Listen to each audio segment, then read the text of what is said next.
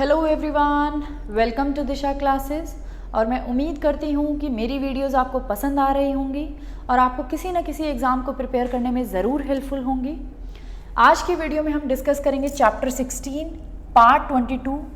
इससे पहले इस चैप्टर के 21 पार्ट्स ऑलरेडी अपलोडेड हैं।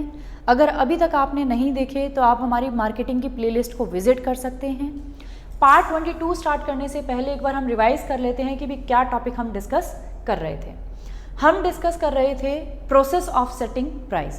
कंपनीज जब अपने प्रोडक्ट का प्राइस सेट करती हैं तो प्राइस सेट करने के लिए कंपनीज को एक प्रोसेस को फॉलो करना पड़ता है। उस प्रोसेस में टोटल हमारे पास 6 स्टेप्स हैं। इन 6 स्टेप्स में से 5 स्टेप्स को हम कंप्लीट कर चुके हैं। 6th जो हमारा लास्ट स्टेप है उसको हमने स्टार्ट कर रखा है।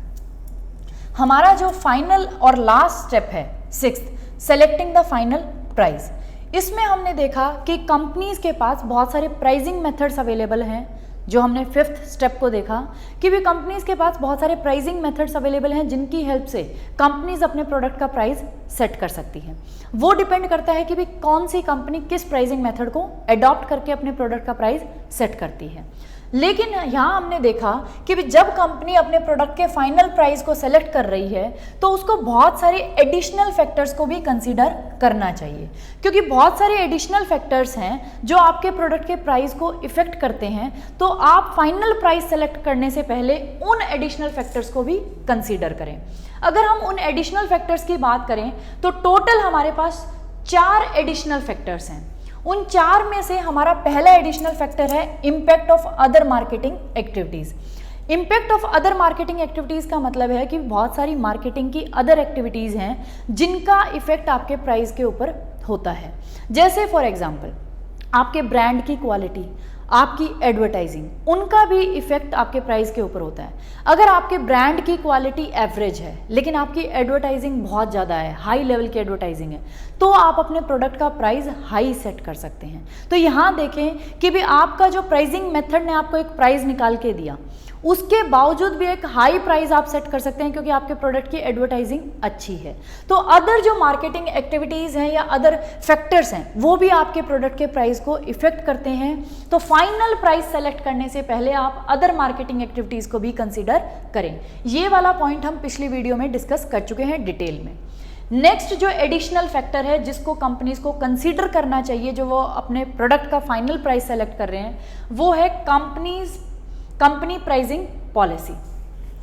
ये है हमारा सेकंड एडिशनल फैक्टर जिसको कंपनीज को कंसीडर करना चाहिए जब वो अपने प्रोडक्ट का फाइनल प्राइस सेलेक्ट कर रहे हैं। हर एक कंपनी की अपनी अपनी प्राइसिंग पॉलिसी है, मींस प्राइस से रिलेटेड हर एक कंपनी की गाइडलाइंस हैं, कुछ पॉलिसीज़ हैं, उनको वो फॉलो करती है। तो यहाँ हमारे कहने का मतलब है जो आप प्राइस सेट कर रहे हैं या सेलेक्ट कर रहे हैं वो आपकी कंपनी की प्राइसिंग पॉलिसीज़ के साथ कंसिस्टेंट होना चाहिए।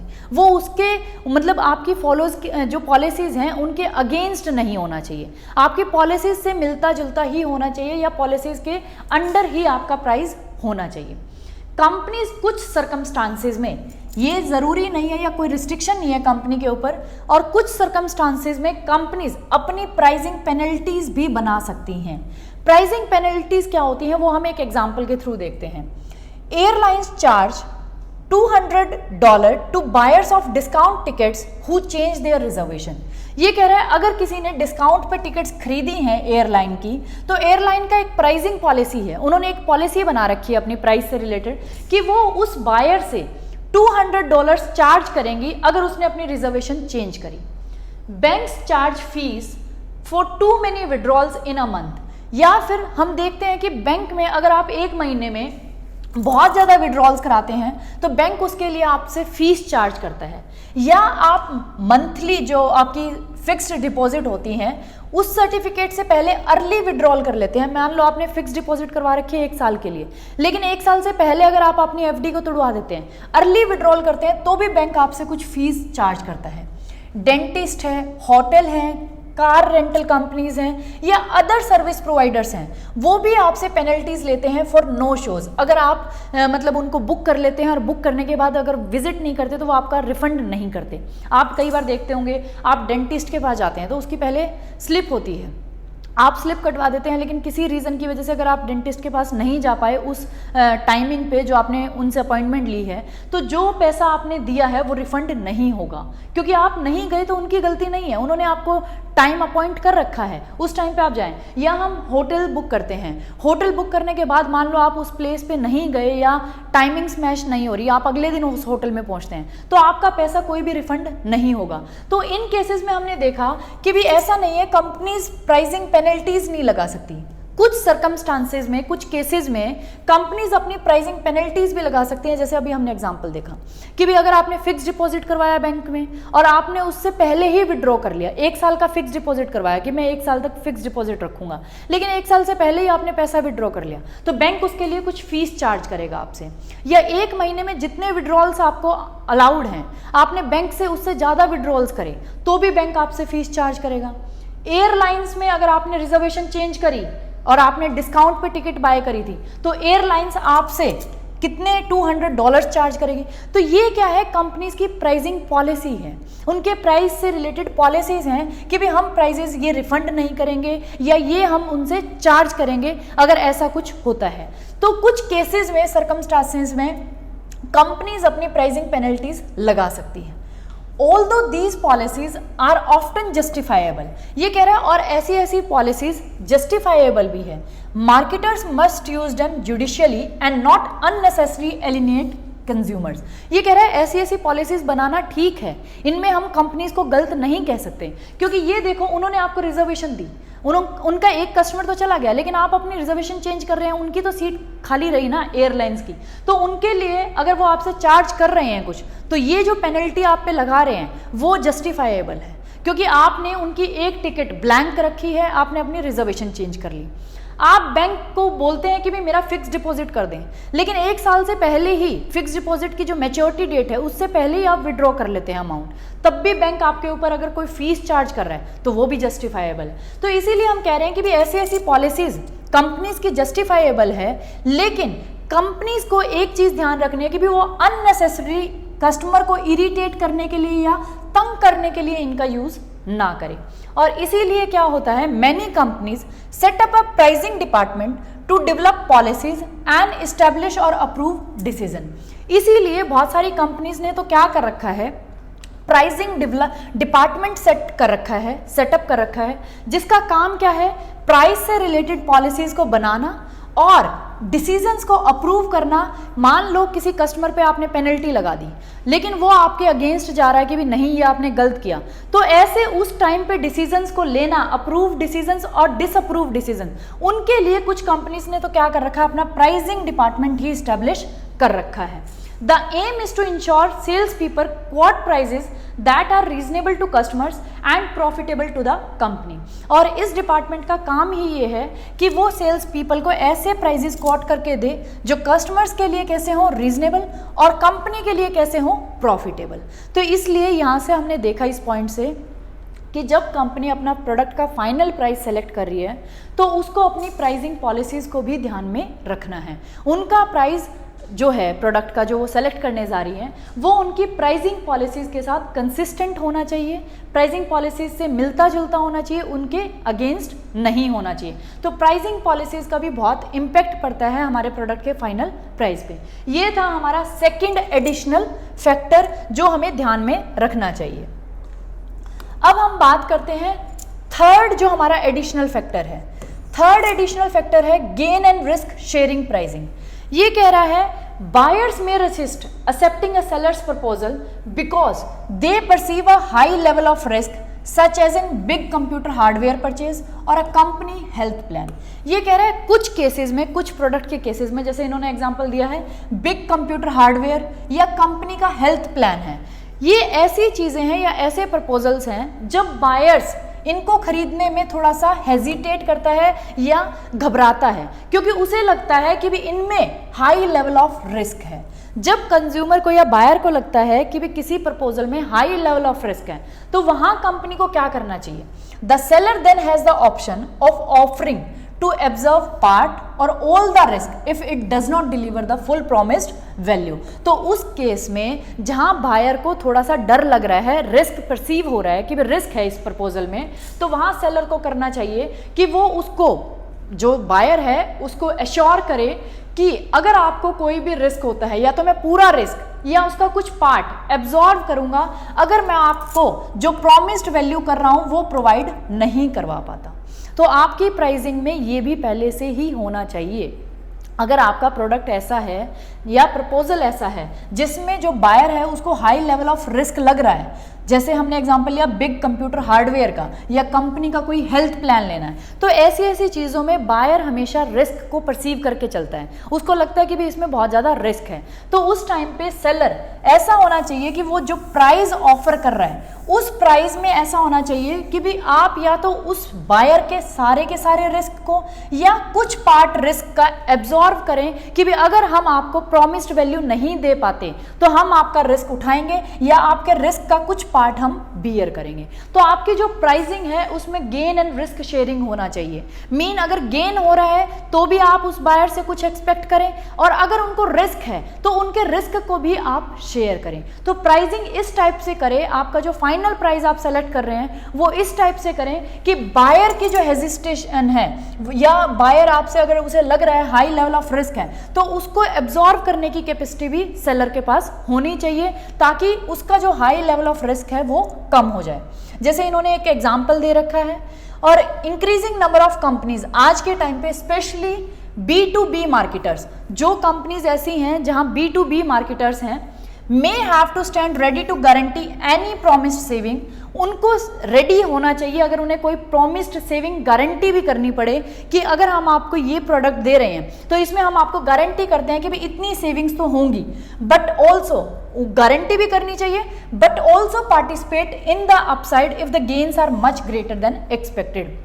मीन्स B2 बिजनेस में क्या होता है, जब मार्केटर्स B2B है, एक बिजनेस दूसरे बिजनेस से कुछ परचेज कर रहा है, तो उन केसेस में आप जब परचेज कर रहे हैं जो बायर फर्म है उसको गारंटी दें कि भी इतनी सेविंग्स तो आपको होंगी ही होंगी, अगर इतनी नहीं होती तो हम आपका रिस्क उठाएंगे, और अगर आपकी सेविंग्स जितनी एक्सपेक्टेड है उनसे ज़्यादा हो जाती है तो उनमें भी हम क्या करेंगे, पार्टिसिपेट करेंगे। तो आप जब अपने प्रोडक्ट का प्राइस रख रहे हैं ऐसे केसेस में जहां हाई लेवल ऑफ रिस्क है, तो आपका प्राइस ऐसा होना चाहिए कि आपको एक प्रॉमिस्ड जो सेविंग्स हैं या जो हम प्रॉमिस वैल्यू कह रहे हैं वो तो आपको मिले ही मिलेगी। अगर ऐसा नहीं होता तो जो भी रिस्क होगा उसको पूरे को या उसका कुछ पार्ट हम एब्जॉर्व करेंगे, या अगर आपको मच देन एक्सपेक्टेड अर्निंग्स होंगी या सेविंग्स होंगी तो उसमें भी हम हिस्सेदार बनेंगे। क्लियर? तो दूसरा, जब आप अपने प्रोडक्ट का फाइनल प्राइस सेट कर रहे हैं और आपको लग रहा है कि बायर के मन में कुछ ना कुछ हेजिटेशन है आपके प्रपोजल को लेके, उसको लग रहा है कि भी हाई लेवल ऑफ रिस्क है, तो वहां आपको क्या करना पड़ेगा, सेलर को ये ऑप्शन देना पड़ेगा कि आपका जो भी पूरा रिस्क होगा या उस रिस्क का कुछ पार्ट मैं एब्जॉर्व करूंगा अगर आपको फुल प्रॉमिस्ड वैल्यू नहीं मिलती है। तो प्राइस में आप उसको भी कंसीडर करके चलें जब आप अपने प्रोडक्ट का फाइनल प्राइस रख रहे हैं, अगर आपका प्रोडक्ट ऐसा है जिसमें हाई लेवल ऑफ रिस्क है। फोर्थ पॉइंट, जो फोर्थ एडिशनल पॉइंट है जिसको आपको कंसीडर करके चलना चाहिए जब आप अपने प्रोडक्ट का प्राइस सेट कर रहे हैं, वो है इम्पैक्ट ऑन अदर पार्टीज। आप प्राइस सेट कर दें लेकिन क्या ऐसा होगा उसका किसी अदर पार्टी पे इम्पैक्ट ना होगा, इम्पैक्ट होगा। How will distributor and dealers feel about the contemplated price. ये कह रहा है आपके डिस्ट्रीब्यूटर्स या जो आपके डीलर्स हैं उनका क्या रिएक्शन होगा, उनको कैसा फील होगा आपके प्राइस जो आपने सेलेक्ट किया उसको लेके। If they don't make enough profit they may choose not to bring the product to market. ये कह रहा है अगर उन्हें लगेगा कि भी उन्हें इनफ प्रॉफिट नहीं हो रहा तो वो आपके प्रोडक्ट को मार्केट तक नहीं लेके आएंगे, they will not bring to the market. तो इसलिए आपको ये भी देखना है प्राइस सेट करते हुए कि भी आपके डीलर्स को और डिस्ट्रीब्यूटर्स को भी इनफ प्रॉफिट हो।